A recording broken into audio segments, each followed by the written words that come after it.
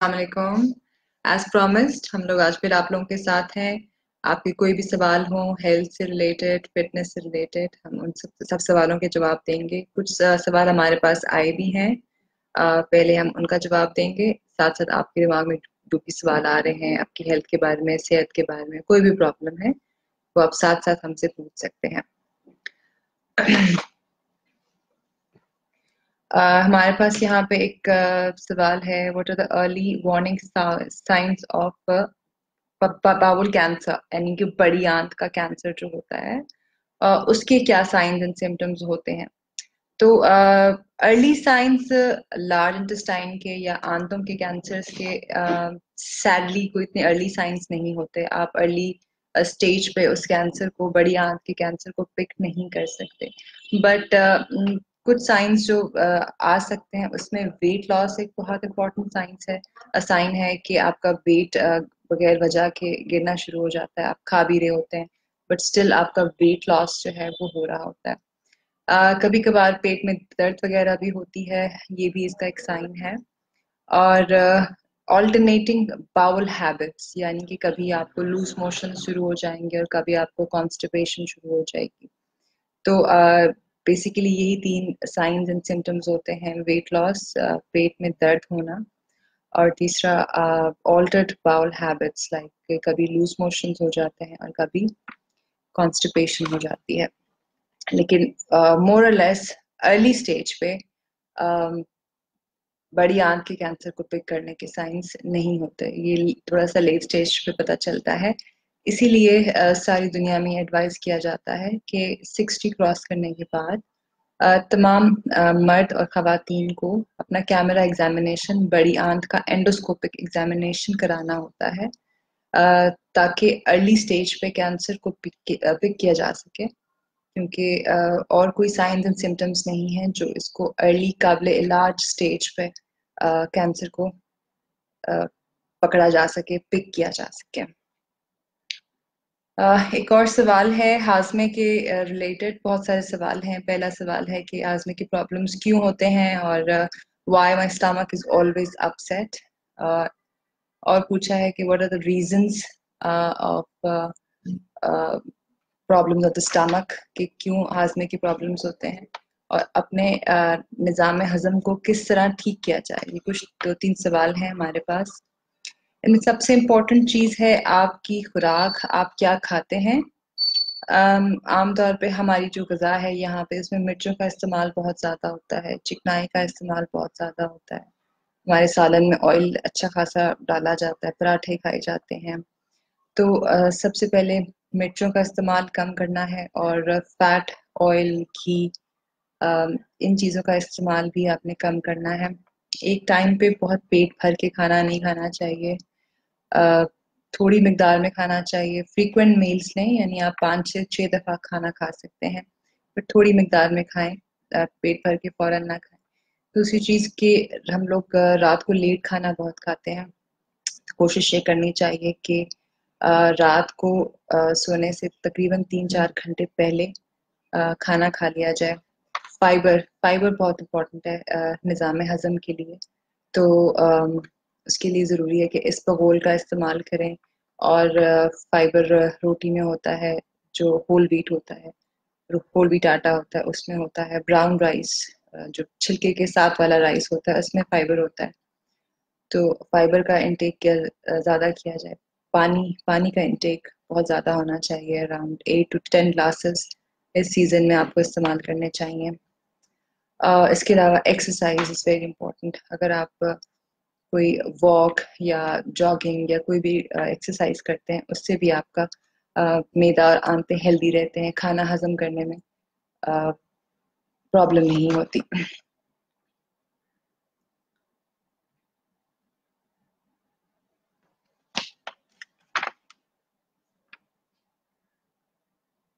एक यहाँ सवाल आया है कि मैंने सुबह में वॉक करना अच्छा है या शाम में। ऐसा कोई हार्ड एंड फास्ट रूल नहीं है कि आप मॉर्निंग में वॉक करें या शाम को वॉक करें। वॉक करना, किसी भी तरह की एक्सरसाइज करना ज़रूरी है। आप बस ये देखें कि आप किस टाइम पे रोज़ वॉक कर सकते हैं। अगर आपके लिए मॉर्निंग टाइम इजी है तो आप सुबह वॉक करें। अगर आपको लगता है कि आप शाम को वक्त निकाल सकते हैं एक्सरसाइज के लिए, वर्जिश के लिए, तो आप शाम को निकालें। वेट लॉस में या सेहत के में कोई खास फर्क नहीं पड़ेगा अगर आप सुबह करते हैं या शाम को करते हैं। तो आप जब चाहें आप वॉक कर सकते हैं, सुबह को भी और शाम को भी। हमारे पास एक सवाल है, what does it mean if there is blood in your stool, that कि अगर आपके बड़ी पेशाब में अगर खून है तो उसकी क्या वजूहात हो सकती हैं। पॉटी में, बड़ी पेशाब में खून की बहुत सी वजूहात हैं, जिसमें से बड़ी आंत का अल्सर हो सकता है, बड़ी आंत में, छोटी आंत में या मैदे में कहीं भी अल्सर हो और वहां से खून आ रहा हो तो वो भी आपकी बड़ी पेशाब में, बॉडी में आ सकता है। कोई भी इन्फेक्शन हो आंतों का, उसमें भी खून आ सकता है। हेमरॉइड्स, मोकों का मसला वो हो तो उसकी वजह से भी खून आ सकता है। रसोली, रसोली जरूरी नहीं कि कैंसर ही हो, कुछ रसोलियां खतरनाक नहीं होती और कुछ रसोलियां खतरनाक होती हैं, कैंसर हो सकती हैं। तो उस कंडीशन में भी आपकी बड़ी पेशाब में, बॉडी में खून आ सकता है।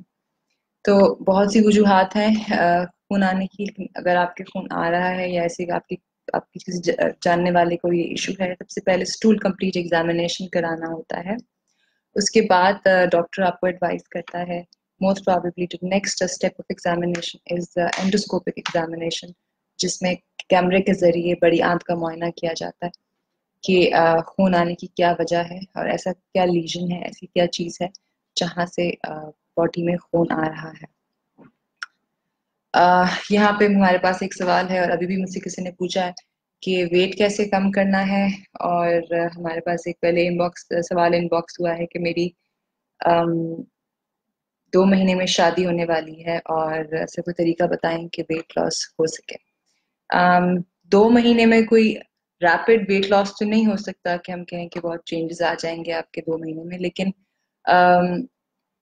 कुछ फूड ग्रुप्स हैं जो आपको अवॉइड करने चाहिए, जैसे कि चावल ज़्यादा नहीं इस्तेमाल करने चाहिए, मीठा नहीं इस्तेमाल करना चाहिए, और हाई हाई कोलेस्ट्रॉल कंटेंट की चीज़ें, फैटी चीज़ें जिसमें बड़ा गोश्त भी शामिल है, छोटा गोश्त भी शामिल है, ऑयल्स भी शामिल है, तो वो भी कम इस्तेमाल करने चाहिए।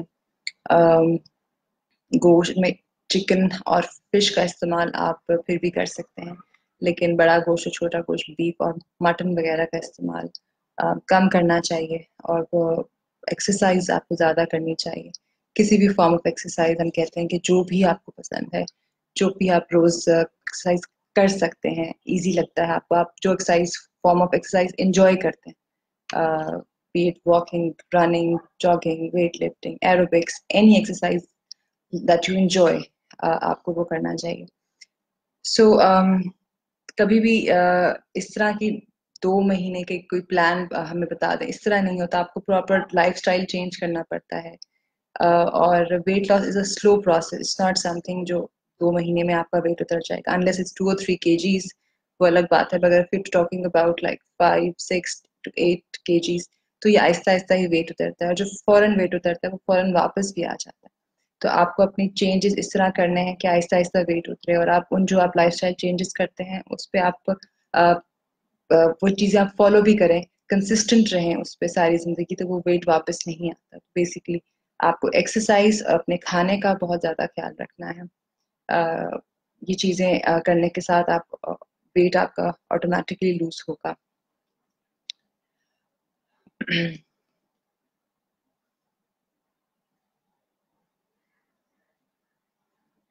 यहाँ पे इशू है कॉन्स्टिपेशन का, प्रॉब्लम के बारे में पूछा है। कॉन्स्टिपेशन से पहले तो ये आप क्लियर करें मीर अहमद अली के, पर कॉन्स्टिपेशन आप किसको कहते हैं? कि आपको रोज वॉशरूम नहीं जाना होता, रोज पॉटिंग नहीं आती, या आपको जोर लगाना पड़ता है? बिकॉज इन दोनों का इलाज बहुत मुख्तलिफ है, लेकिन इन शॉर्ट मैं आपको बता देती हूँ। कॉन्स्टिपेशन के लिए भी आपको फाइबर कंटेंट बहुत ज्यादा करना पड़ता है। फाइबर यानी इसबगोल लेना पड़ता है, रोटी खानी पड़ती है, फ्रूट्स खाने पड़ते हैं, सब्जियां खानी पड़ती हैं। इन सब में आप फ्रेश फ्रूट्स, फ्रेश वेजिटेबल्स की बात कर रही हूँ, इन सब में फाइबर बहुत ज़्यादा होता है। पानी का इंटेक कॉन्स्टिपेशन के लिए बहुत ज़रूरी है कि आप ज़्यादा से ज़्यादा पानी का इस्तेमाल करें, 12 से 14 ग्लास पानी का इस्तेमाल करें। और कुछ दवाइयाँ भी हैं जो कॉन्स्टिपेशन को रिलीव कर सकती हैं। कुछ सिरप्स होते हैं जो कॉन्स्टिपेशन के लिए दिए जा सकते हैं, बट यहाँ पे हम दवाइयाँ तो नहीं आपको बता सकते, बस ये बता सकते हैं कि आप अपने खाने पीने में फाइबर इंटेक और पानी का इंटेक ज़्यादा रखें। और sleep is also very important. अगर हमारी स्लीप पैटर्न खराब होता है, डिस्टर्ब होता है किसी भी वजह से, तो हमारी स्टूल हैबिट्स भी खराब हो जाती हैं। दूसरा ये कि जब भी आपको अर्ज हो वॉशरूम जाने की, उसको आपने इग्नोर नहीं करना। नॉर्मली हम ये करते हैं, कम लोग काम कर रहे होते हैं और हम कहते हैं कि अभी नहीं, हम थोड़ी देर बाद वॉशरूम चले जाएंगे। तो अपनी जो भी आपकी स्टूल अर्ज है उसको इग्नोर नहीं करना, आपको फौरन से वॉशरूम जाना है। और अगर इन चीज़ों के साथ भी आपका कॉन्स्टिपेशन रिलीव नहीं होता, फिर आप अपने स्पेशलिस्ट को दिखाएं, मेदे दांतों के स्पेशलिस्ट को दिखाएं, ताकि देखें कि कोई और अंदर कॉन्स्टिपेशन की कोई और वजह तो नहीं है। उसके लिए स्टूल टेस्ट होते हैं, कुछ कैमरा एग्जामिनेशन, अल्ट्रासाउंड वगैरह करके देखा जा सकता है कि कोई और वजह तो नहीं है जिससे आपको कॉन्स्टिपेशन हो रही है। हाउ टू एक हमारे पास सवाल है, how to make kids eat healthy. You can always lead them by eating healthy yourself. Basically अगर हम खुद अच्छी चीजें खाएंगे घर में, तो ऑब्वियसली बच्चे तो हमें ही फॉलो करेंगे। तो घर में ऐसी चीजें आप लेके ही ना आए, जैसे फिजी ड्रिंक्स हैं, केक्स एंड बेकरी के आइटम्स, फ्राइड चीजें। जो आप खुद इस्तेमाल करेंगे, बच्चे तो आपको ही फॉलो करेंगे। तो आप एग्जाम्पल के साथ लीड कर सकते हैं कि आप खुद भी हेल्दी चीजें खाएं और बच्चों को भी हेल्दी चीजें खिलाएं। There's another question. I love high calorie food but digest नहीं होता। जो भी हाई कैलोरी फूड होते हैं उनमें कार्बोहाइड्रेट या फैट कंटेंट ज़्यादा होता है, और जब भी कार्बोहाइड्रेट और फैट कंटेंट ज़्यादा होगा तो मैदे के लिए उसको हजम करना मुश्किल हो जाएगा। इसीलिए कहा जाता है कि छोटे मील्स लें, छोटी मिकदार में खाएं, एक टाइम पे थोड़ी मिकदार में खाएं, और फ्रीक्वेंट मील्स ले लें, और लो कार्बोहाइड्रेट और लो फैट कंटेंट के मील्स लें, ताकि आपको हजम करने में इशू ना हो।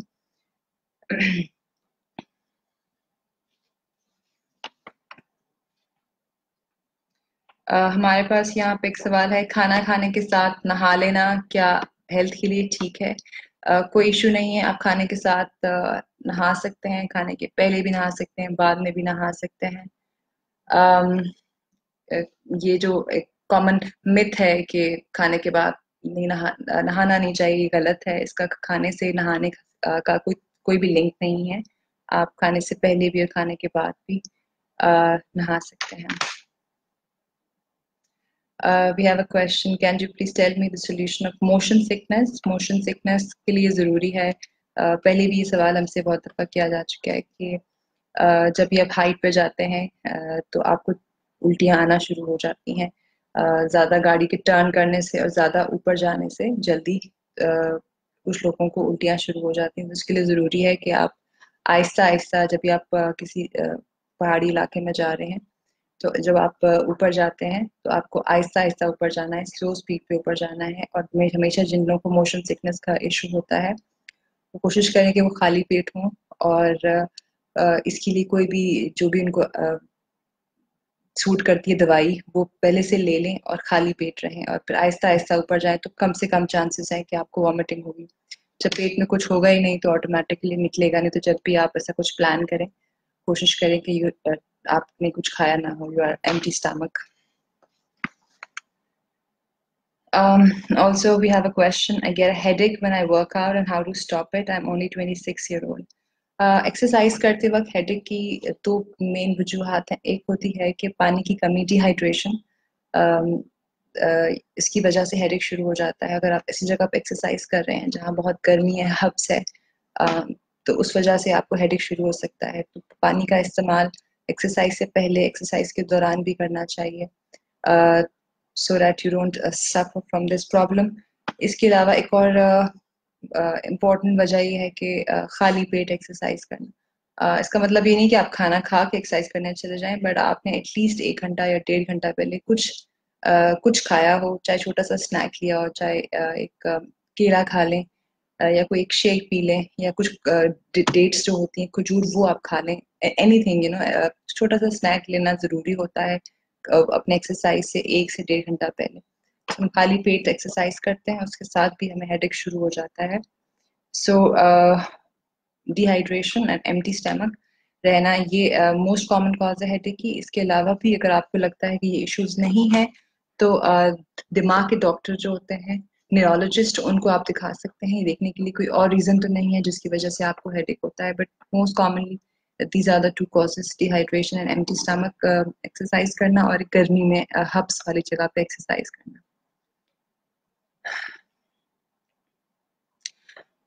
We have a question, do stomach problems cause anxiety? इसको हम इस तरह नहीं कह सकते, but we can always say anxiety causes stomach problems. Stomach problems की वजह से anxiety नहीं होती, but अगर anxiety हो तो stomach problems जरूर होते हैं।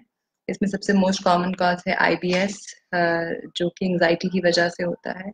और एंजाइटी की वजह से बहुत सी मेदे और आंतों की बीमारियां हो जाती हैं, हाजमे में इशू हो जाता है, एसिडिटी ज्यादा हो जाती है, कुछ लोगों को लूज मोशंस लग जाते हैं, कुछ लोगों को कॉन्स्टिपेशन हो जाती है।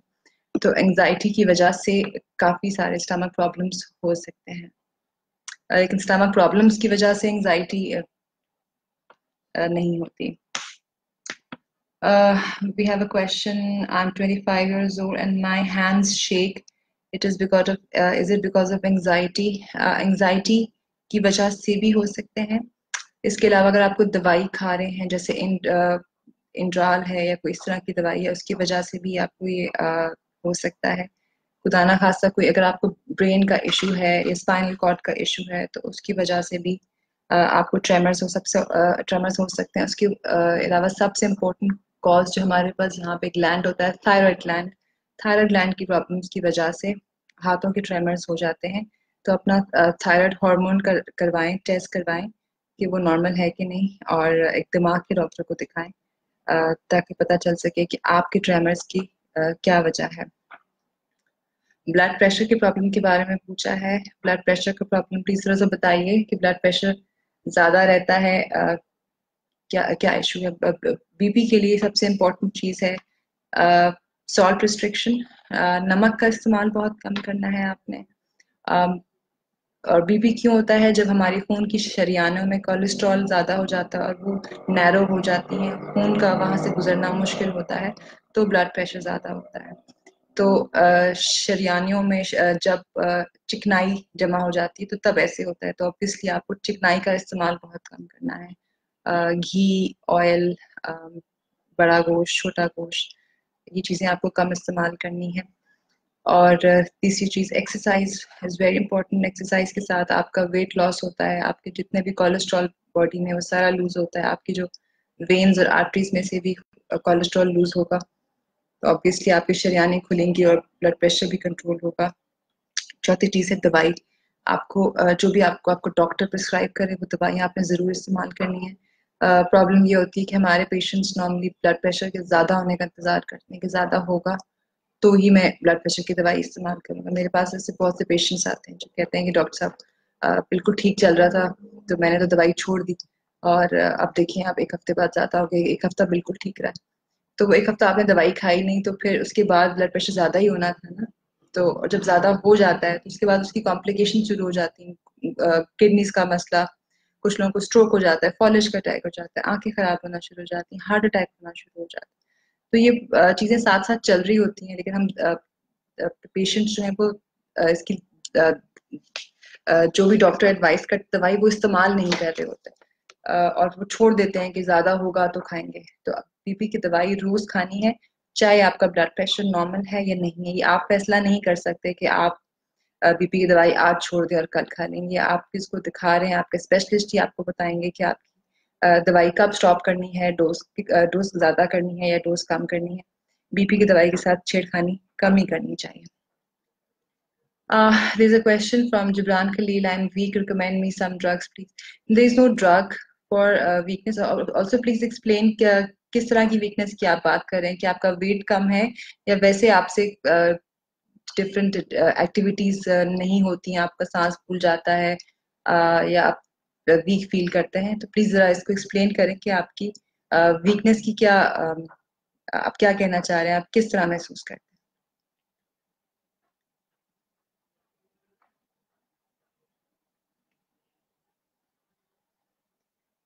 During sleep, my breath stops for a few seconds. Asif Mehran पूछ रहे हैं, आसिफ साहब ये बताइए कि आपका वेट तो ज्यादा नहीं है, क्योंकि इसको कहते हैं sleep apnoea. Sleep apnoea mostly obese लोगों के साथ, या जिनका थोड़ा सा वेट ज्यादा होता है, उनके साथ ये इशू होता है। तो उसके लिए एक तो उनको हम ये बताते हैं कि वेट अपना कम करें, और दूसरा कुछ और भी चीजें होती हैं, लेकिन उसके लिए पेशेंट को देखना जरूरी है, उसकी हिस्ट्री लेना जरूरी है कि स्लीप एपनिया की क्या वजह है। लेकिन most common cause of sleep apnea is being overweight. So you have to work on that. आपका अपना वेट आपको कम करना होगा, और अपने ईएनटी सर्जन को आप जरूर दिखाएं रिगार्डिंग स्लीप एपनिया, तो आपको अच्छी तरह से देख सकते हैं। कुछ आपके एक्सरेज वगैरह भी होंगे, कोई और कॉज तो नहीं है आपका स्लीप एपनिया वो देखने के लिए, but try to reduce your weight for sleep apnea. There's a question from Abdul Munib कि मैं मोटा नहीं हो रहा, कोई इसके लिए कोई दवाई बताएं, मेडिसिन। मोटा होने के लिए कोई दवाई नहीं होती है। आप अपना खाना पीना अच्छा करें। आप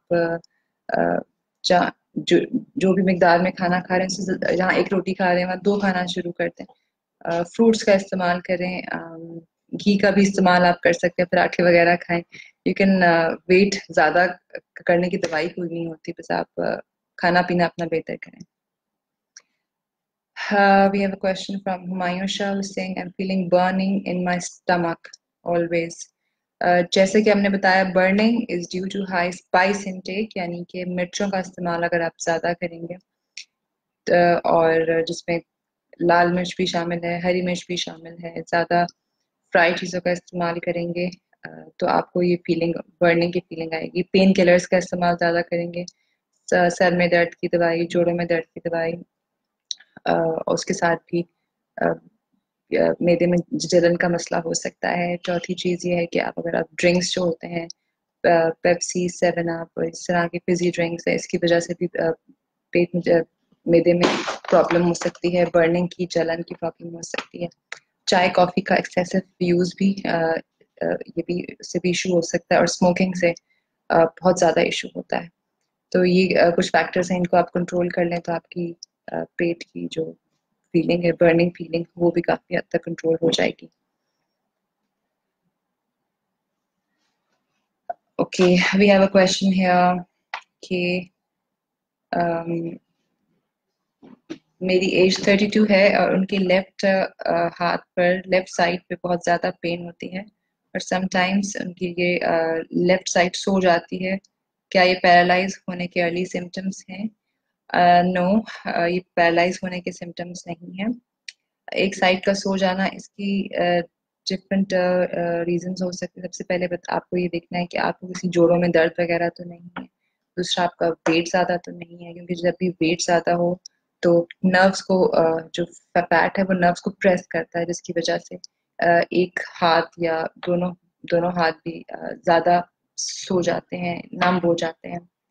तीसरी चीज, अगर आपको शुगर तो नहीं, शुगर के साथ भी ये इशू हो जाता है। चौथा, अगर आप उस जिस तरह की कह रहे हैं कि लेफ्ट साइड पे पेन होता है, तो ये आप देख लें कि आप कहीं एक ही साइड पे सो तो नहीं रहे, आपका पोस्चर तो ऐसा नहीं है कि उस साइड पे बोझ पड़ता है ज्यादा, इसकी वजह से वो साइड नाम हो जाती है।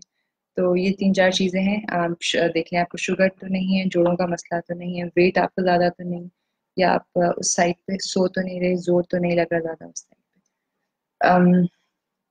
We have another question. I have herpes.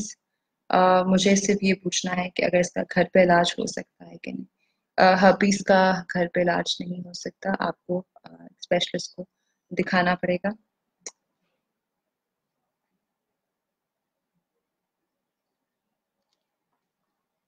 I've answered all these. Let me- yeah.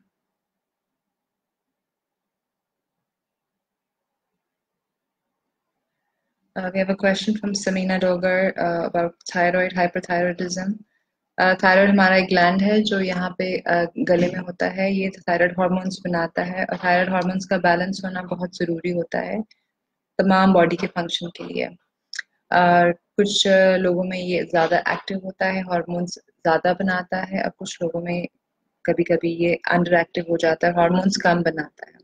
तो इन्होंने हाइपरथायराइडिज्म का पूछा है कि हाइपरथायराइडिज्म के बारे में कि उसके क्या साइंस एंड सिम्टम्स हो सकते हैं। जब थायराइड ओवर एक्टिव होता है, थायराइड हार्मोन ज़्यादा बनते हैं, तो उसके सिम्टम्स हाथ कांपना, बहुत जल्दी पसीना आना, बहुत गर्मी लगना, लूज मोशन शुरू हो जाना, पट्ठों में दर्द होना, ये इसके सिम्टम्स हैं थायराइड के एक्टिव होने के। दिल की धड़कन बहुत तेज महसूस होती है, कभी कभी हार्ट इश्यूज भी शुरू हो जाते हैं। तो ये सिम्टम्स है हाइपरथायराइडिज्म के लिए। इसकी दो ऑप्शंस होती हैं कि या तो थायराइड का कुछ हिस्सा निकाल देते हैं और कुछ इसके लिए दवाइयाँ भी दी जाती हैं थायराइड हार्मोन्स को कम करने के लिए। तो ये जब आप स्पेशलिस्ट को बताएंगे कि आपका प्रॉब्लम क्या है, तो उसके मुताबिक एडवाइस करेगा कि आपको दवाइयाँ देनी है या आपको सर्जरी एडवाइस होगी। सो हाइपोथायराइडिज्म के लिए जल्द से जल्द आप किसी को दिखाएं। Weight loss tips we have given multiple times. Weight reduce करने की कोई मेडिसिन नहीं, देयर इज नो मेडिसिन। ना ही हम एडवाइस करते हैं। अगर आपको इस तरह की चीज़ें नॉर्मली काफ़ी फेसबुक पे भी और मीडिया पे भी एडवर्टाइज होती हैं कि हमारी ये पिल्स खा लें तो वेट कम हो जाएगा, और ये पेट खा लें, ये पिल्स खा लें तो पेट अंदर लग जाएगा, तो इनको आपको अवॉइड करना चाहिए। इनके अंदर स्टेरॉइड्स और बहुत सी ऐसी चीज़ें हैं जिससे आपको नुकसान हो सकता है, और ऐसी कोई दवाई नहीं है जिससे वेट लॉस हो सके। आप कोशिश करें कि अपने खाने पीने में एहतियात और एक्सरसाइज के साथ ही आप वेट लूज करें, ना कि इन दवाइयों के साथ। There's a question from Mr. Asif again that he's asking, my wife is asking that her breath increases while walking quickly and low to high path. She should get her normally the reason for this is a heart issues, या किसी को blood pressure का issue हो जाए, जिसको खून की कमी हो। Anaemia is the most common factor जिनको जल्दी सांस फूल जाता है। तो ये आप चेक कर लेंगे इनका हीमोग्लोबिन कितना है। उसके लिए आपको टेस्ट करवाना पड़ेगा, कंप्लीट ब्लड काउंट, उसमें हीमोग्लोबिन देखना पड़ेगा कि उनका हीमोग्लोबिन कितना है। अगर हीमोग्लोबिन कम है तो उनको आयरन एडवाइस किया जाएगा। इसके अलावा उनकी ईसीजी भी करवा लें, उनका एक्सरे भी करवा लें, एकोकार्डियोग्राफी वगैरह देखने के लिए कोई लंग इशू या कोई हार्ट इशू तो नहीं है, if she is not anaemic. But सबसे पहले बेसिक टेस्ट है कि उनका सीबीसी कराएं, उनका हीमोग्लोबिन देखें कि वो तो कम नहीं है। We have another question from Noor Fatma. She says what to eat for glowing skin. Glowing skin के लिए कि जो आप खाएंगे वो आपकी स्किन पे शो होगा। आपके सवाल से जाहिर है कि आपको पता है कि खाने से ही स्किन का ग्लो आता है, तो उसके लिए फ्रेश फ्रूट्स, फ्रेश वेजिटेबल्स या आपने खानी है। और दूसरा चीज़ के विटामिन्स, अगर आप मल्टी विटामिन ले सकते हैं एक रोज़ाना तो आप ज़रूर इस्तेमाल करें। विटामिन ई का एक अगर आप कैप्सूल खा लें, विटामिन सी जिन चीज़ों में है उनसे स्किन ग्लो बहुत होता है। विटामिन सी ऑरेंजेस में, लेमन में होता है। उसके साथ आप विटामिन सी की अलग से चीज़ें आप खा सकते हैं, विटामिन ई या विटामिन सी। तो और ऑयली चीज़ें अवॉइड करें, उससे एक्ने हो जाती है, दाने निकल आते हैं। मीठी चीज़ों से आपके दाने निकल आते हैं। तो fresh fruits and vegetables, multi vitamins and water intake आपका बहुत ज़्यादा होना चाहिए। तकरीबन 12 ग्लास तक इस सीजन में आती हैं, तो आपकी स्किन ग्लो करेगी। We have another question, Khan from Khan Sangeen Kamal Khan. How to burn belly fat? It's shaped like a pregnant belly. So there is no such method जिससे एक पर्टिकुलर जगह का वेट कम किया जा सके। मैंने पहले भी बताया था कि आपकी बॉडी खुद डिसाइड करती है कि वेट कहाँ से कम करना है। आप पेट की एक्सरसाइजेस करके पेट का वेट कम नहीं कर सकते। आप जनरली हेल्दी डाइट लें, एक्सरसाइज करें, तो आपका ओवरऑल फैट कम होगा। जब ओवरऑल फैट कम होगा तो आपके पेट से भी फैट कम होगा। सो किसी भी एक्सरसाइज, स्पेसिफिक एक्सरसाइज से आप एक जगह का वेट कम नहीं कर सकते। तो ये जो कॉन्सेप्ट है कि आप ज़्यादा पेट की एक्सरसाइजेस करेंगे, पेट की लेग रेजेस और क्रंचेस वगैरह करने से आपका पेट का फैट कम हो जाएगा, तो ऐसे नहीं होता। अपनी एक्सरसाइज और ओवरऑल चेंजेस करें अपने खाने पीने में, जिसमें मीठे का इस्तेमाल और ज़्यादा हाई कोलेस्ट्रॉल चीज़ों का इस्तेमाल वो कम करें और एक्सरसाइज करें। ओवरऑल वेट कम होगा तो आपका पेट से भी बेली फैट कम हो जाएगा।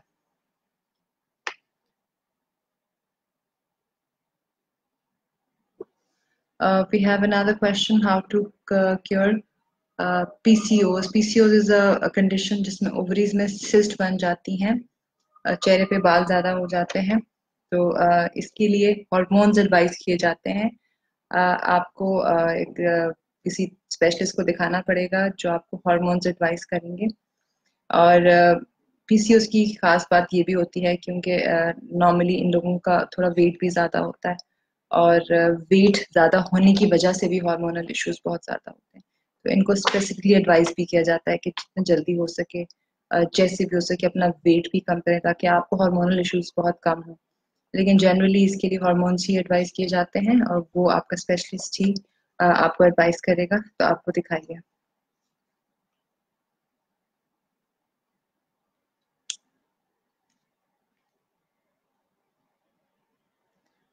We have a question that he had from last week. I had flu and fever since last week. I had pain in my joints and body, especially pain in my heels.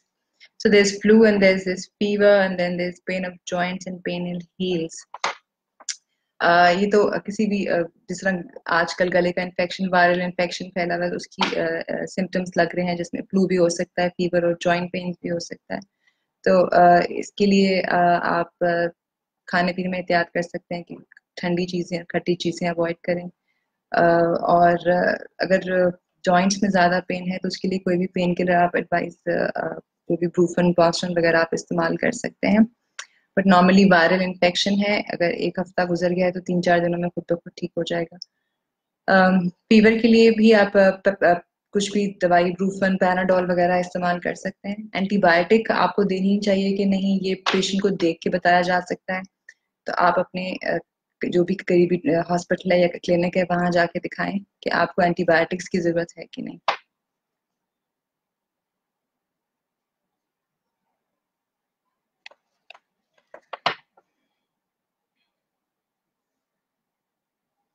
We have a question. It says, my sister complains every night that she's feeling a lot of pain in her heart, and they think it's acid reflux.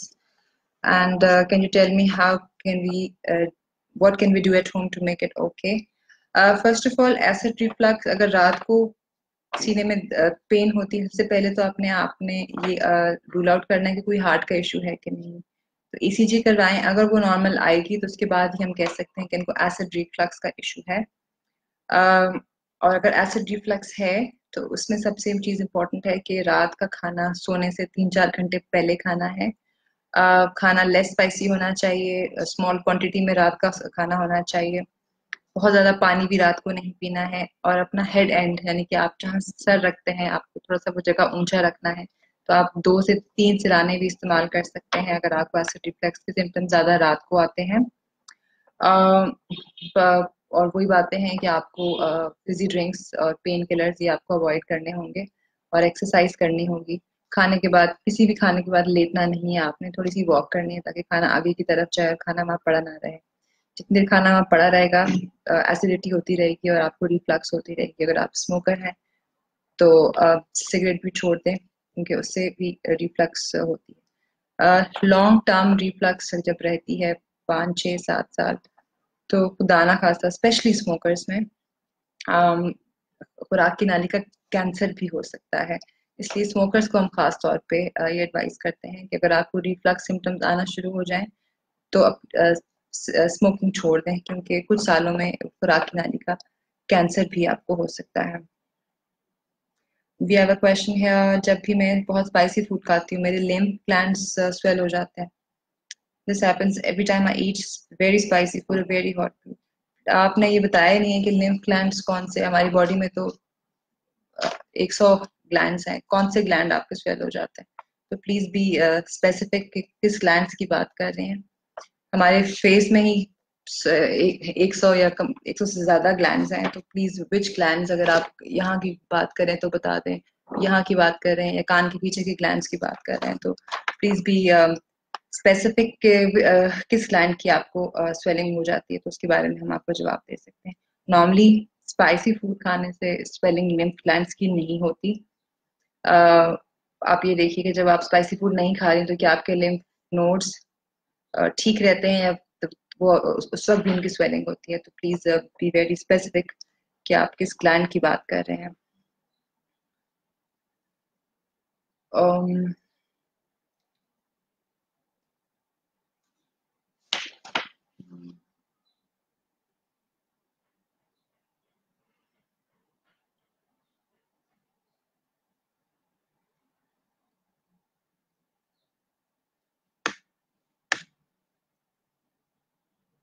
I think आज के लिए इतने ही सवाल है हमारे पास। जो सवाल थे हमने उन सबके जवाब दे दिए हैं। इंशाल्लाह अगले हफ्ते इसी टाइम पे आपसे मुलाकात होगी। अपना ख्याल रखिएगा।